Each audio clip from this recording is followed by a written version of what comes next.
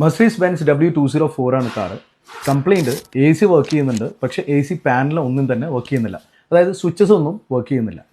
ഇപ്പോൾ ഫർദറായിട്ട് ചെക്ക് ചെയ്തു, വയറിംഗ് ഹാർനസും അങ്ങനെയുള്ള കാര്യങ്ങളൊക്കെ ചെക്ക് ചെയ്തു, ക്യാൻ കണക്ടേഴ്സൊക്കെ ചെക്ക് ചെയ്തപ്പോൾ എല്ലാം ഓക്കെയാണ്. പക്ഷേ കമ്മ്യൂണിക്കേഷൻ ഇല്ല. ഇപ്പോൾ നമ്മൾ എ സി പാനൽ നമ്മൾ റിപ്പയർ ചെയ്യാൻ നോക്കി. റിപ്പയർ ചെയ്തപ്പോൾ നമുക്ക് മനസ്സിലായത് ഇതിൻ്റെ സോഫ്റ്റ്വെയർ ക്രാഷ് ആയതാണ്. അപ്പോൾ നമ്മൾ റീപ്രോഗ്രാം ചെയ്തപ്പോൾ എല്ലാ കാര്യങ്ങളും ഓക്കെ ആയി. ഇതിൻ്റെ റീസൺ എന്താണ് എന്നുള്ളതിനെ പറ്റി നമ്മളൊന്ന് ചിന്തിച്ചു. ഇപ്പോൾ യൂസറിൻ്റെ അടുത്ത് ചോദിച്ചപ്പോൾ യൂസർ പറഞ്ഞത് ഏകദേശം 5-6 മാസമായിട്ട് ബാറ്ററി കംപ്ലീറ്റ് ഡ്രെയിനാണ്.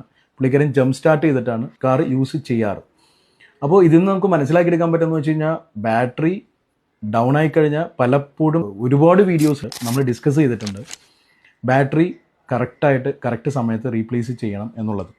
അപ്പോൾ അതുകൊണ്ട് തന്നെ ബാറ്ററി ഇഷ്യൂ കൊണ്ട് മാത്രമാണ് ഇങ്ങനെ എ സി പാനൽ കംപ്ലൈൻ്റ് ആയത്. ഇത് എ സി പാനൽ മാത്രമല്ല, ഇപ്പോൾ എ സി പാനലിൽ നിന്നു ഇതല്ലാതെ മറ്റുള്ള ഇലക്ട്രോണിക് കൺട്രോൾ മോഡ്യൂൾസും ഇതുപോലെ തന്നെ കംപ്ലൈൻറ്റ് വരാം. അതുകൊണ്ട് ബാറ്ററി കറക്റ്റ് ഇൻ്റർവെല്ലിൽ റീപ്ലേസ് ചെയ്യാം. ബാറ്ററി എപ്പോഴും ചെക്ക് ചെയ്യാം.